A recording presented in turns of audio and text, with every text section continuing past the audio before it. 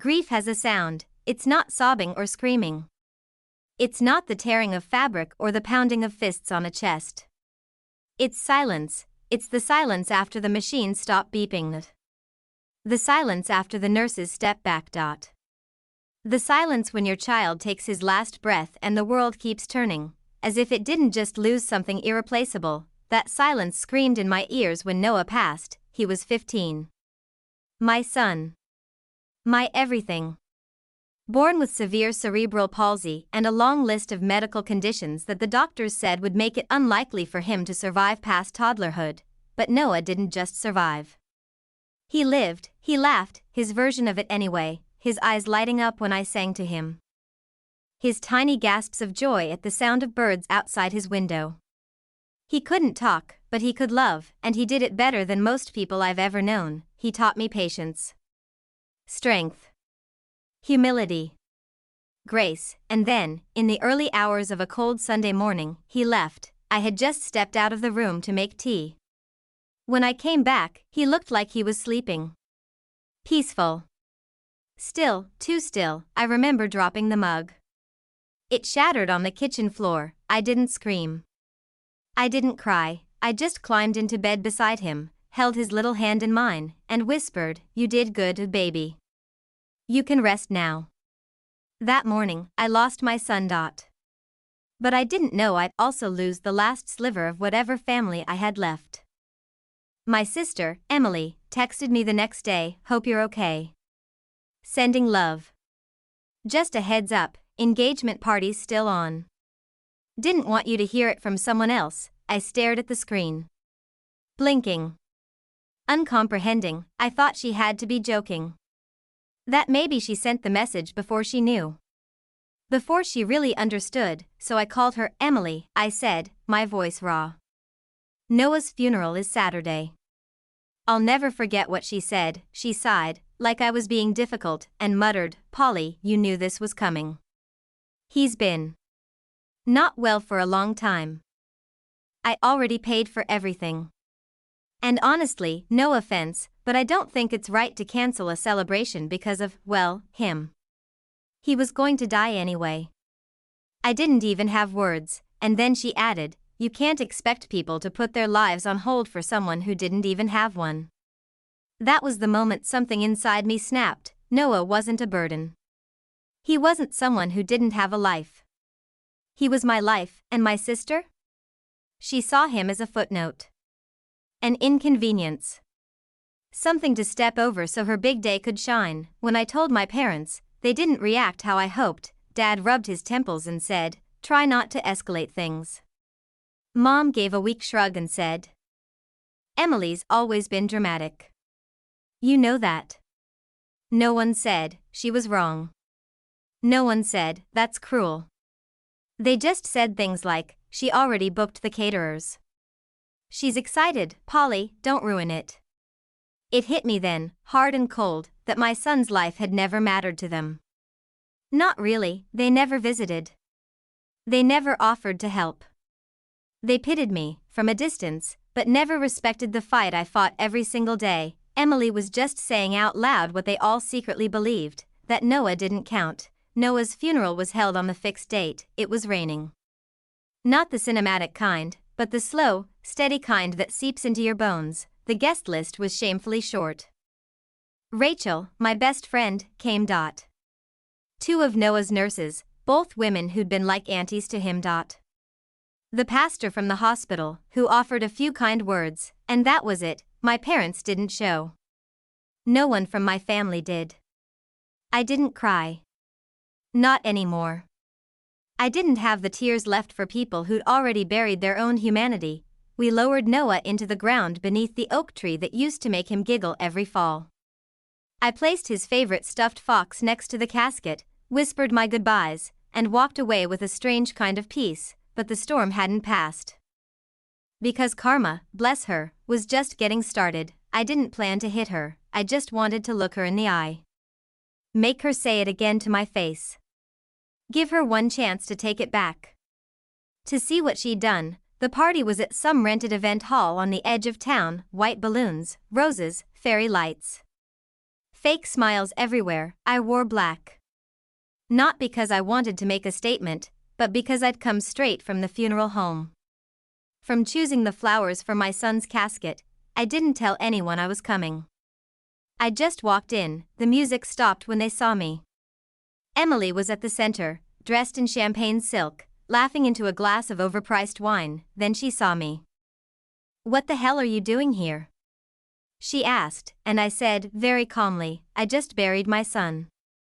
She blinked, rolled her eyes, then said, "Oh God, Polly, are you seriously bringing that here? Can't you grieve in private like normal people?" And I don't know what happened after that. All I know is that I moved. Quickly. Violently, my fist connected with her cheek. Once. Twice. Maybe more, she screamed. People shouted. Someone tried to pull me away.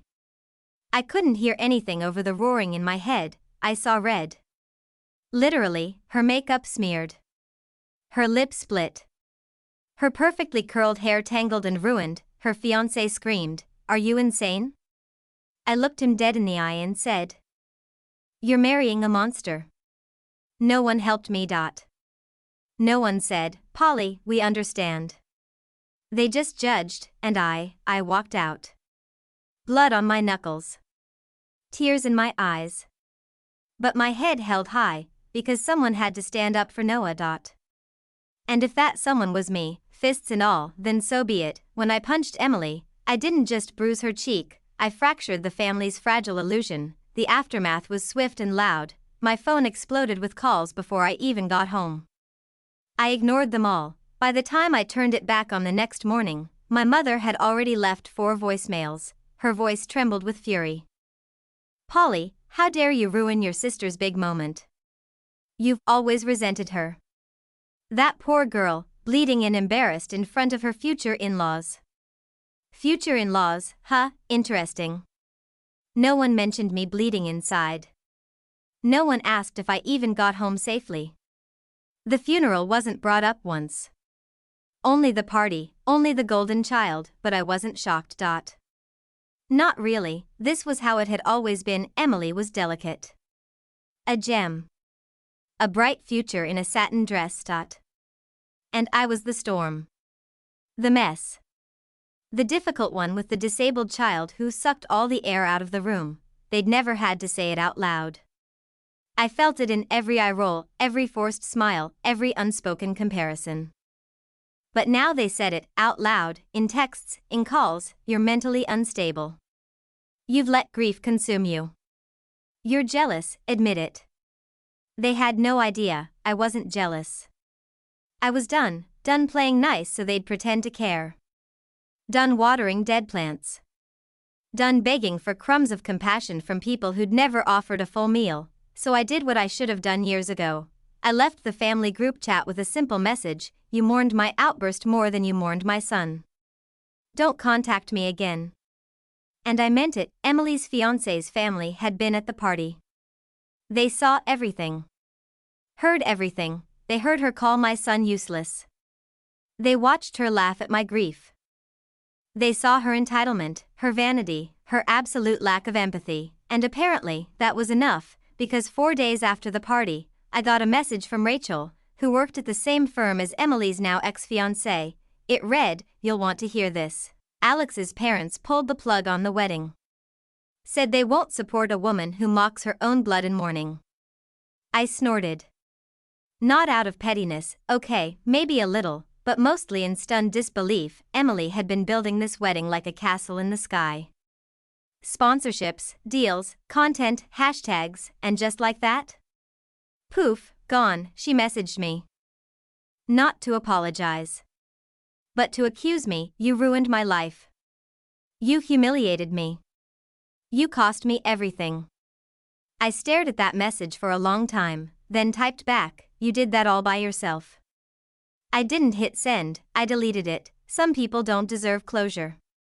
Only distance. And that's exactly what I gave them. I thought it was over. I thought after the funeral, after the punch, after I cut contact, they'd leave me alone. But grief doesn't end with a burial, and neither does family manipulation.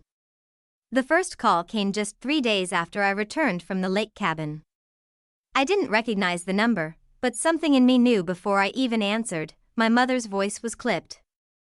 The kind she used when trying to sound composed while boiling with resentment. Polly. Enough. It's time to be mature about this. I didn't say anything, you've had your space. But now you need to think about your sister. Her life is falling apart. Alex hasn't spoken to her since the party. His parents won't take her calls. You need to help fix this. That was her opener. No, how are you? No, I'm sorry, I didn't come to Noah's funeral. Just Emily. Always Emily, she's in pieces. She cries all night. You don't know what this is doing to her. I finally said something. Did she cry when she called my son useless? Did she cry when she laughed at my pain in front of strangers? My mother sighed like I was being difficult. Polly, people say things they don't mean in emotional moments. You've got to stop holding on to this. Emotional moment? I said, nearly choking on the words. My son died. She scheduled an engagement party on the same day as his funeral. Then she insulted his entire existence. And I'm the one holding on too long? She didn't answer directly. Just kept pushing. Just call Alex's parents. Tell them Emily didn't mean it. That you two are close. They'll listen to you. I laughed. Not from humor, but from disbelief. They really thought my pain was a PR problem I could clean up. You think I'm going to lie for her? You think I'll crawl back and convince decent people to marry their son into a family that treated a disabled child like trash? There was silence on the other end, and then, that cold, exhausted tone only a mother who has chosen the wrong daughter can summon. You've always been dramatic, Polly. You've always wanted to make everything about you. That hurt, it hurt so much because I used to believe her, used to wonder if maybe she was right, if my grief was too loud, too inconvenient. If my love for Noah came off as martyrdom, but not anymore, no. I just finally stopped making everything about Emily. And you hate that. And then I hung up. It didn't stop there. Over the next week, Emily started texting me from different numbers. I ignored them all. She tried calling Rachel, begging her to put in a good word with me. Rachel sent me screenshots. Emily's tone flipped between regret and veiled threats. I just want to fix things with my sister. She's grieving, she's confused. Tell her I didn't mean what I said. If Polly doesn't help me, she'll regret it when the whole family turns on her for good. Classic Emily, regret only when there's an audience. Apologies is strategy, not sincerity. And then Rachel dropped the real bomb. Alex's parents saw the messages. The ones she sent after Noah died. Apparently, when Emily tried blaming me for the engagement falling apart, her future in-laws decided to take a closer look. Emily had saved our text exchanges, possibly to show off how she tried to be nice, but they had the opposite effect. They read her cruel jokes about finally not having to babysit Polly's pity party. They saw her call me obsessed with playing the grieving victim. They saw her write, Noah never had a real life anyway. Everyone's acting like he was a saint. And that was the end of it, Rachel said Alex's parents told him. You marry her, and you're aligning yourself with someone who lacks basic empathy. If she treats her sister like this in the worst time of her life, how do you think she'll treat you when things get hard? The engagement was officially off. Emily lost the ring, the wedding sponsors, the influencer deals she had lined up, and, according to a cousin who couldn't resist gossiping, the designer dress that was already in fittings. Then came the tantrum. She called me, screaming. I didn't answer, but she left a voicemail I'll never forget. You ruined me. You've always been jealous, and now you've destroyed the one thing I had. You'll die bitter and alone, just like your son. My hand trembled. Not with rage. With sheer, sickened disbelief. She had no bottom. I deleted the voicemail. Blocked the number. And then finally, fully, blocked her from my life, and yet, somehow, I felt lighter. I had nothing to say anymore, because when someone shows you they are soulless, you don't argue.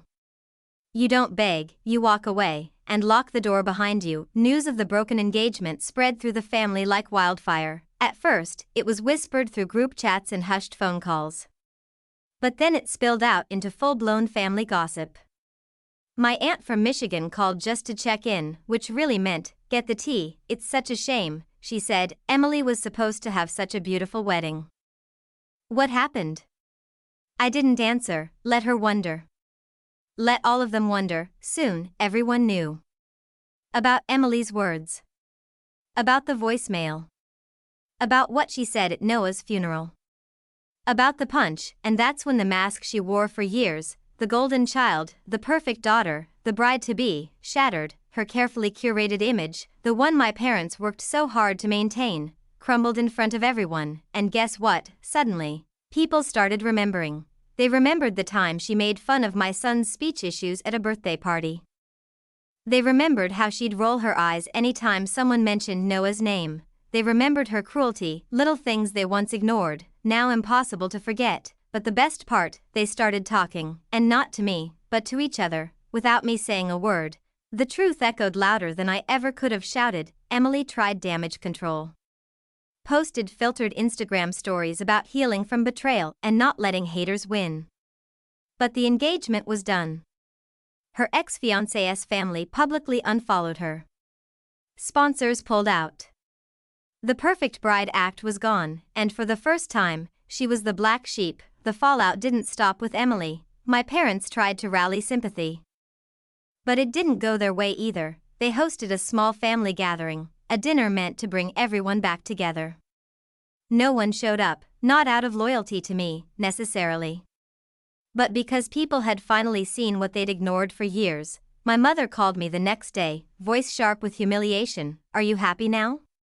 You've divided this family. I stayed silent, because no, I wasn't happy. I was grieving. I was healing. But I wasn't guilty, so I said, calmly, you all broke this family long before I ever fought back. You just didn't expect me to stop bleeding quietly. She hung up on me, and that was it, the final nail. From then on, I was out. Not just mentally. Not just emotionally. Officially and completely, I deleted the family chat. I left the cousin group thread. I stopped sending cards on birthdays, no explanations. No long speeches. Just absence. I let the silence do what my voice never could, set me free. And as I sat in my quiet home, holding the last framed photo of Noah in my hands, I realized something. I would carry my grief forever out. But I would no longer carry my family's cruelty with it. I had mourned my son. Now, I was burying the pain they left behind.